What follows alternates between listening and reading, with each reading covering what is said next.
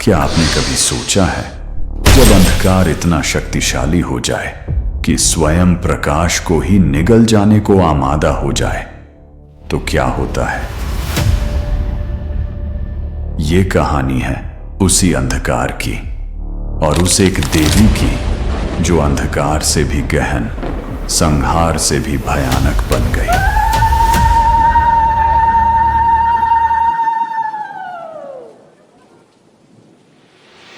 ये कहानी है शक्ति के उस रौद्र रूप की, जिसने महज एक क्षण में 2 महादानवों का सफाया कर दिया। चलिए शुरुआत करते हैं उस पल से जब अहंकार ने अपनी सबसे बड़ी भूल की। दैत्यराज शुंभ का अहंकार आकाश छू रहा था। उसने तीनों लोगों पर विजय पा ली थी, और अब जब उसके सामने देवी कौशिकी की अलौकिक सुंदरता और शक्ति का वर्णन किया गया, तो उसकी इच्छा हुई वो देवी भी उसकी होनी चाहिए। ये सिर्फ एक आज्ञा नहीं, एक घमंडी दैत्य का अंतिम सीमा को पार कर जाने वाला दंभ था। शुंभ दैत्य की आज्ञा गूंजी, उस देवी को बंदी बना लाओ। और दैत्य चंड और मुंड चल पड़े। ये कोई साधारण सेनापति नहीं थे। युद्ध में इनके नाम से ही सेनाएं कांप उठती थी।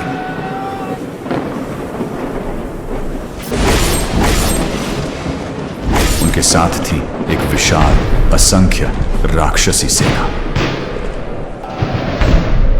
हथियार चमक रहे थे। पृथ्वी उनके कदमों से दहल रही थी। वे किसी से नहीं डरते थे, क्योंकि उन्होंने कभी हार का मुंह नहीं देखा था। उन्होंने उस सोने के पहाड़ पर चढ़ाई की।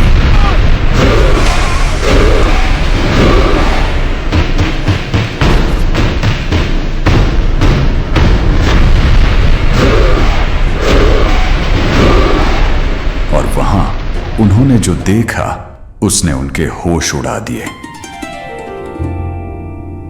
देवी कौशिकी एक सिंह पर बैठी थी। वह मुस्कुरा रही थी, एक शांत मुस्कान। यह मुस्कान एक दया की मुस्कान थी, जैसे कोई मां अपने दुराचारी बच्चों को आखिरी चेतावनी दे रही हो। दैत्य हंसे। उन्होंने उस शांति को कमजोरी समझा। वह अकेली है, उसे बंदी बनाओ। उनका अहंकार उनकी आंखों पर पर्दा बन चुका था। उन्होंने अपने धनुष खींचे, तलवारें उठाईं। वह उसे घेरने लगे। देवी ने उनकी ओर देखा। उनकी मुस्कान गायब हो गई। उनके मन में एक भयानक क्रोध जागा। उनका चेहरा काला पड़ गया, भौहें टेढ़ी हो गईं, और उनके क्रोध से एक भयानक देवी प्रकट हुई।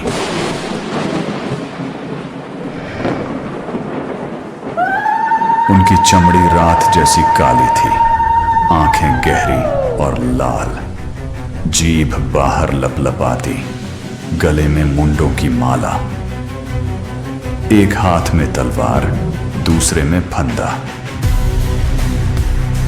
उन्होंने गर्जना की और पूरी दुनिया कांप उठी। दैत्य सेना जम गई। अब उन्हें डर लगने लगा, लेकिन अब बहुत देर हो चुकी थी। काली कूदी।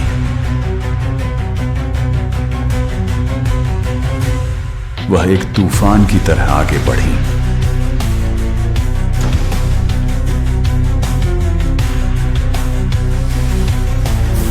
वह एक हाथ से हाथियों को पकड़ती और खा जाती। घोड़ों और रथों का भी यही अंजाम होता। ये युद्ध नहीं, एक तांडव था। एक अविश्वसनीय, अतुल्य शक्ति प्रदर्शन।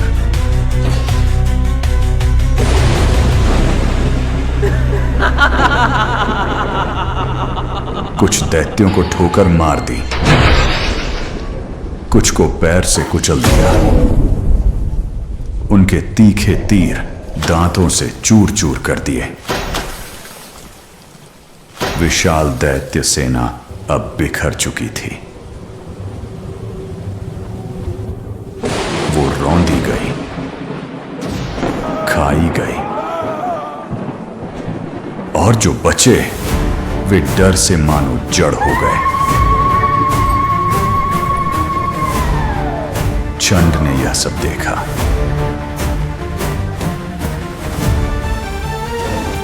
वह अपनी बर्बाद होती सेना और अपने टूटते अहंकार के क्रोध से भर गया।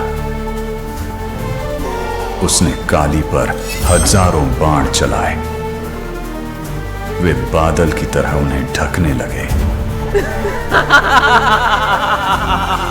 काली ने भयानक अट्टहास किया।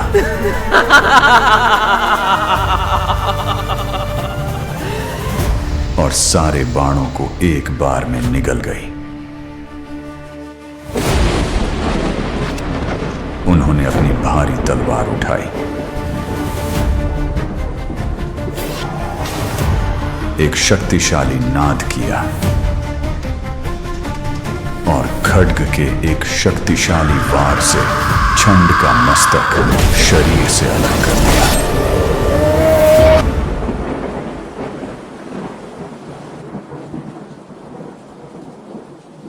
मुंड ने अपने भाई को गिरते देखा।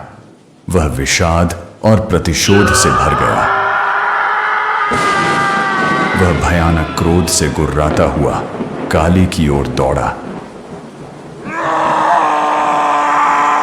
काली ने मुड़कर देखा। तलवार के एक ही वार से मुंड भी धरती पर गिर पड़ा। दोनों सेनापति मारे गए। बची हुई सेना ने यह देखा।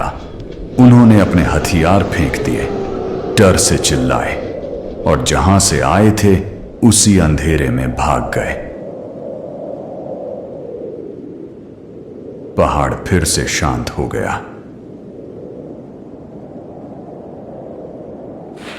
उस देवी ने दोनों मस्तक ले जाकर कौशिकी के चरणों में रख दिए और चंड और मुंड को मारने के कारण चामुंडा कहलाए।